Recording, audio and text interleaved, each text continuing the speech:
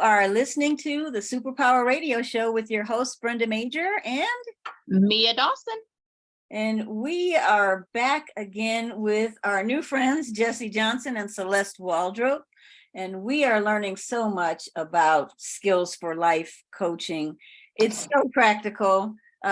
Listeners, you'll want to take tons of notes. We had so much information that they shared in the last episode. We knew we had to have them back on. They are really just developing and filling a niche for so many of our caregivers with super kids who are transitioning from children to teenagers to adults, and those life skills that really everybody needs to learn. They're doing it in such a unique and powerful way. So welcome back to the show, Jessie and Celeste. We're so glad to be here. And we wanted to talk to you a little bit about some of the outcomes. I mean, Celeste, you've been spearheading this because of your strong advocacy for your son, George. Can you tell us some of the things that you've seen through this program that have really brought out the best in him? Well, when kids, young adults feel connected and have friends, they are happier and they do better in all aspects of their life, their job, their social interactions, their academics. Everything seems to trend upward for them. And we believe that kids with high functioning autism or any kind of autism, regardless of their ability, their verbal ability, their ability to process information, their ability to maintain friendships, we believe fundamentally that they have a tendency to be to isolate themselves and to be sometimes loners, but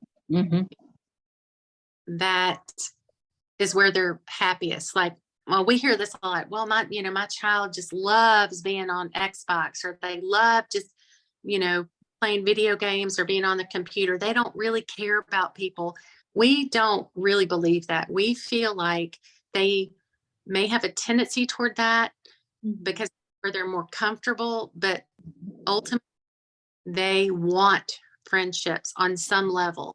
And so our program leans into that theory.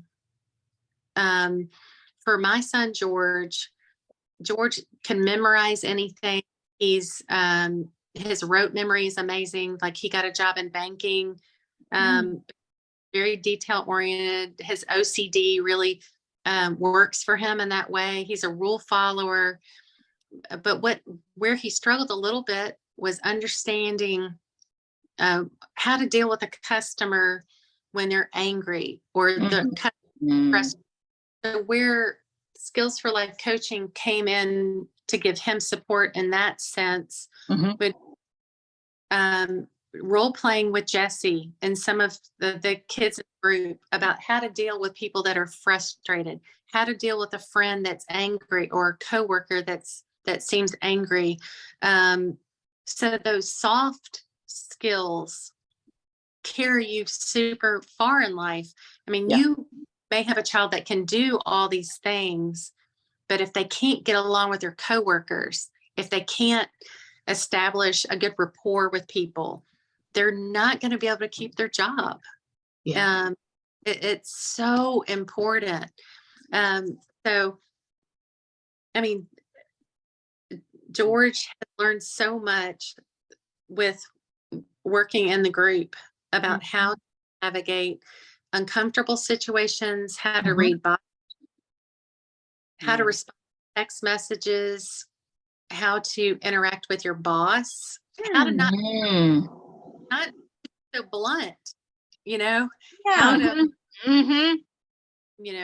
when it's so funny, Celeste, is that I think why Mia and I are both chuckling is because the community center where I work is actually owned by her dad. and Oh, the executive director is on the autism spectrum. He has He sure Asperger's. is. And wow. Sure is. I have to remind myself all the time of why he's so blunt. And I'm thinking, he needs you and Jesse so bad. Oh my gosh. Oh my gosh. But that's such, it's again, that's why I love that you're teaching the empathy aspect. Yeah. of it. Yeah. Yeah. Yeah. We really feel the most important piece. Like we volunteered with some younger special needs children Yeah. because we want our students to think outside themselves, that I'm just not a person that takes, I'm not helpless. I can actually help someone else. And part is humongous. I mean, when we can get them out of that role and to themselves as being helpful and that they're strong and that they're valuable. They're not just takers, they're givers, and they can do things. It really just changes their mentality and their perspectives. And Celeste, don't you think, I'm thinking about even my 14-year-old, they want to help, but they don't necessarily know how. They want to be a part. I see him at church. He's go alongside with my husband to be a greeter. He wants to do that. He wants to open the door. He wants to shake their hands. And we had to go talk about social skills, especially during COVID, because he still wanted to do, and he had to put the mask on, and that was a whole drama. But we had to go through, but he wants to be a part. He just doesn't know always how. That's why I'm like, gosh, do I need to call my husband? I mean, go downstairs and tell my husband right now, hey, we need to move to Memphis because we don't have anything like that around here where he could get those. He had them, like I said, a little bit, but for it to keep improving, he's in the teenage stage and he's meeting friends and he's doing all those type of things. And so you're absolutely right. They want to be a part so bad. I can see it in his eyes. He wants to be a part so bad.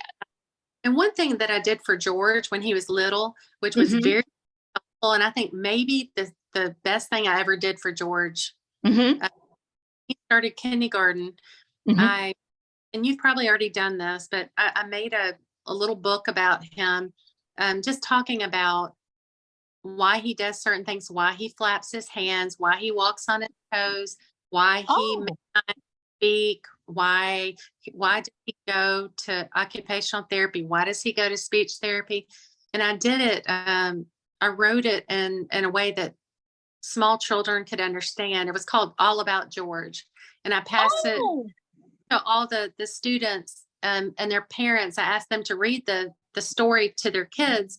So I did that when he was little bitty, kindergarten. And I found that when children understand someone with disabilities, when their peers, their parents can talk to them and say, why he struggles in this area or that area. And I put it in a way that kids can understand.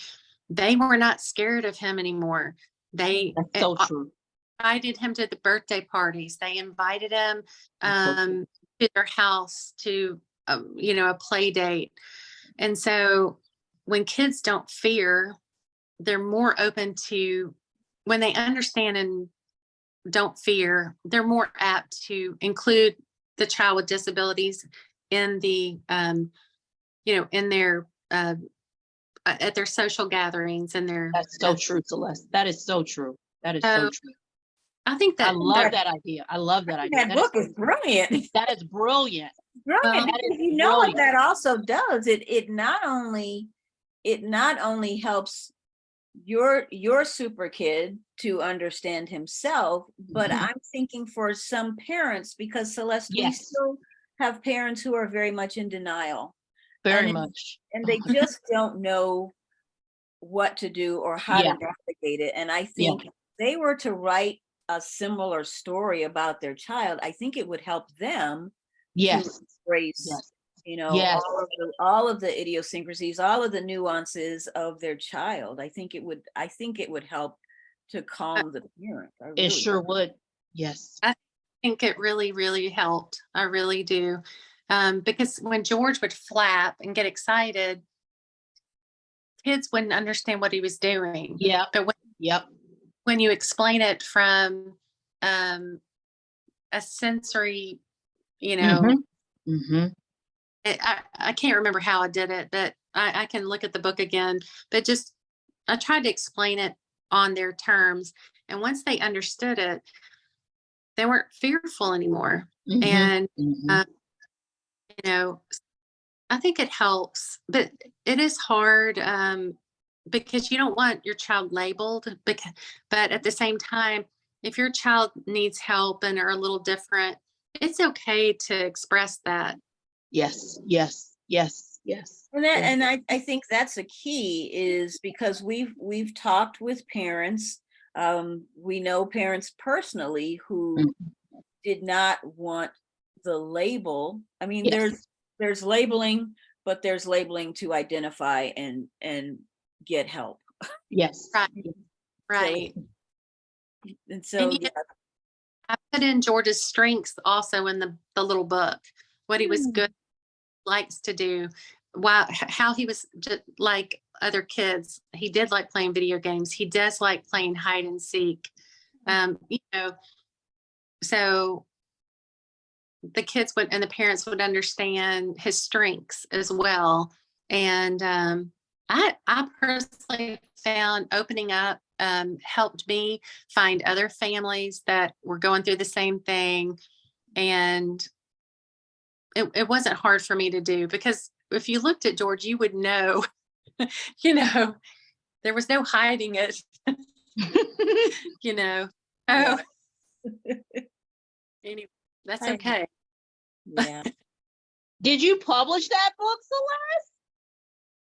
No, ma'am, I didn't. Oh my I goodness, got it. that would have, man. Look, I wrote down the title and I was I like, did note too, to I self, did ask her how to get a copy of that book. She's so serious. It's real simple. It's real simple. No, it's nothing fancy, but yeah, I think it did help. But yeah, just paving the way for understanding, Mhm. not being feeling inferior. Just, you know, when you open up to other families and parents, Yes, they love on you, they do. They do. They sure do. and that's a win-win for your child It and is. everybody. So You know, I know you guys tend to think that this advocacy and this program is just kind of this organic, natural thing that just kind of came about. But I think you just have to have huge hearts for this, and you Yeah. have to have so much insight and to be open to, how God is leading you to Yes. do this so that it has the impact. And I'm just wondering, Jesse, if you could share just a few experiences that confirmed for you that, okay, yeah, this is working. Yep, I'm doing the right thing. Yep, I'm going to do this, and I'm going to do this, and I'm going to do this. Yeah. Well, yeah, great question. One of the things that I alluded to before is that whenever they send me pictures about they're out, and like I said, they don't even have to send me pictures, but they'll send me pictures themselves out going to movies or dinner or going bowling. And it's those moments there that I'm like, okay, they've got this, you know. Oh. But it's also the moments too. Even I could help George get his job at the bank, and we went through all the pieces there. Initially, he wanted to own his own restaurant. And we finally, Celeste and I were talking to him, and we're like, George, you're good at numbers. You got OCD, which is can be a superpower in the bank. There's different ways to get to your dream, and he continues to be like, you're crushing my dream. And so finally we're able to convince him to actually try it, and he loves it. And he's been promoted, I think, 3 or 4 times now in the last year, a little over a year. And so, seeing them find a place where they fit and their strengths are recognized. And that's been a blessing. I have several students that are doing really, really well. And so it's finding that job that just fits their strengths. So that's part of it. a lot of students, just the fact that they'll come and they'll tell me, oh, I'll ask them, and do you have friends? And they describe their friends as really more of acquaintances. Yes, And that's I'll very see true. this, and after they come to group for a few times and they start getting people's contact information, they get invited. There's this sort of light that clicks in their mind, and they realize that these are their people, and suddenly they belong. And there's a moment there, and I can't how to describe it, that they just like this, they own it. This is theirs. And they finally have found what they've been looking for. And Wow. so there's so many moments. The job is very rewarding. There's times where I want to pull up my hair sometimes too, but there's so many rewarding times where they get it, and they're, like I said, they're so coachable. They want to learn. I mean, like a lot of young teenagers and adults, you deal with behavioral issues and stuff. And I find most of my students, they're just so eager. They're just sponges, and they just want to learn. And they're looking, to how do I improve my social skill in this area? And they tell me, I did this, I got the contact information, and they'll remind me. They have great memories, and they'll remind me of things I told them months ago. And so I'm excited. It's just exciting to see them grow and begin to get it, and just get it. And so when they succeed, I'm thrilled. Wow. Can you tell us a little bit about how you've worked with some of the companies to help kids get jobs, and even in their job skills? Do you do interview skills with them? Can you tell us a little bit about that?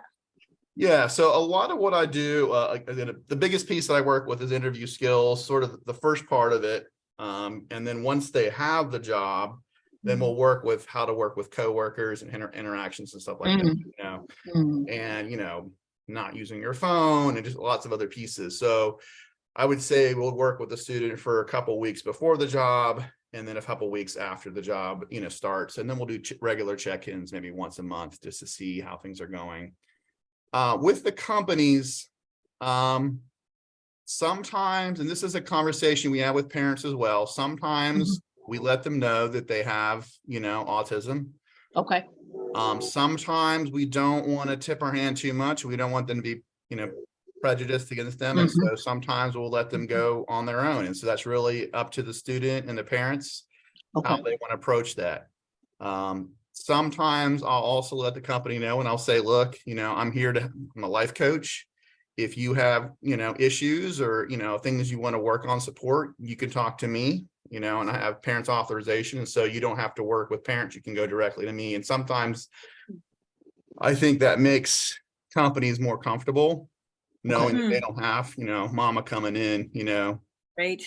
crazy when something doesn't go well, that I can come in. And we've got a good reputation in the community. We've had different companies now that have had, several of our students. And so we can go in now and say, hey, we've had these other businesses, this student, they worked for you before, and so, and we have a job coach we work with as well, who goes in with students as well and can work with them. So we're gonna say, we're just learning as we grow. But it's challenging sometimes too. Some companies aren't sure what they're getting. And so we try to really show their superpowers. I mean, our students, they show up on time, they're dependable.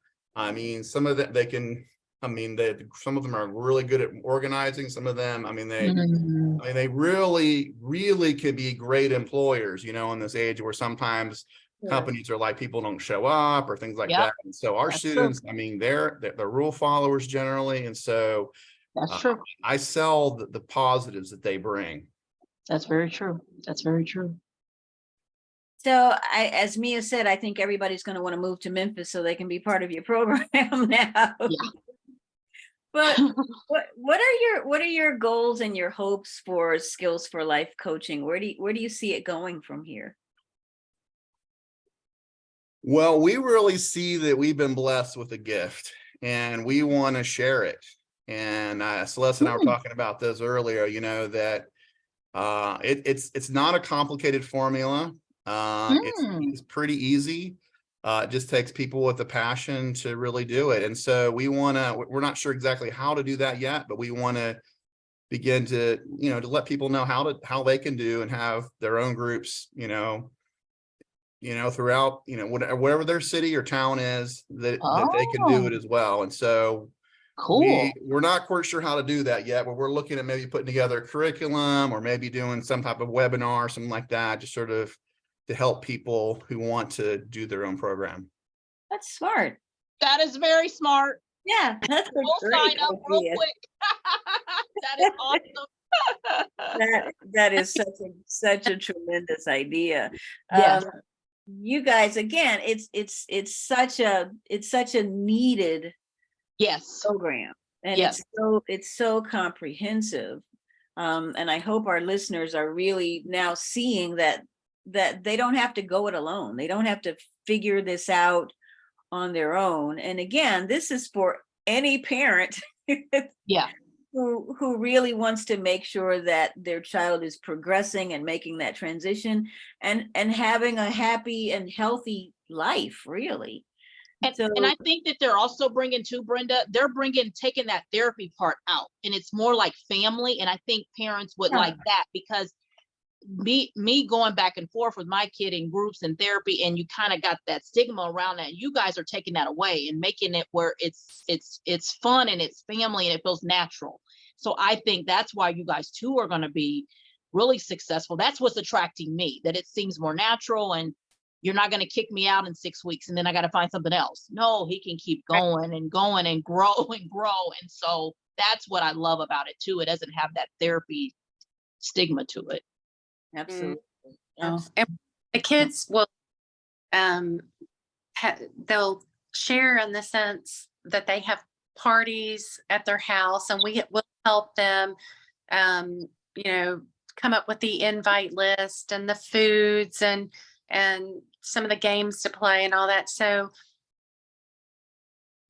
they do a lot of their own therapy. With the families get to know each other.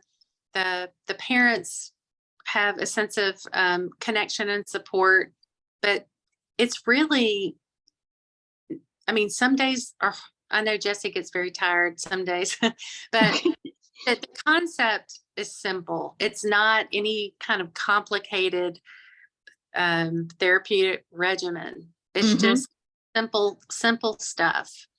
So we talk to the kids about their screen time, their sleep, their nutrition, so that they're more mindful about their habits, their exercise, just all the basics that I think sometimes in our culture, modern medicine, we sometimes forget those core. I get it. And we try to explain to them, when you get a better night's sleep, you are a better friend the next day. You don't lash out. You don't have angry outbursts when if you're on the screen too much. Same thing. You can become irritable. You can't be the best friend and maintain your relationships in the same way. Yeah. So the thing that we teach them is leaning toward, what can you do to improve your connection, your relationships with other people? That is the thread of all our conversations. So we're sticking to it because we think it's the most important thing. You're just giving me a blueprint for how to deal with my GED kids. I just told one of them that he's got to sleep at home. He can't sleep in class. Yeah. Guys, we ask everybody, all of our guests, what is your superpower? So we've seen some of them, but we want to hear from you what you would say your superpowers are. I talked to Jesse about this, and I was really struggling with coming up with that. Because I don't know. It was really hard for me to come up with this answer.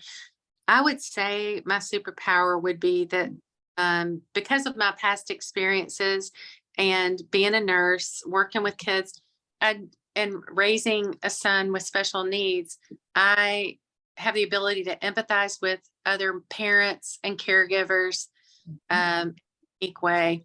So I help kids as a nurse, but I also have been down that road where you're worried about your kids. You don't know what, are they struggling at school, or do they have a friend on the playground? Who are they sitting with at lunch?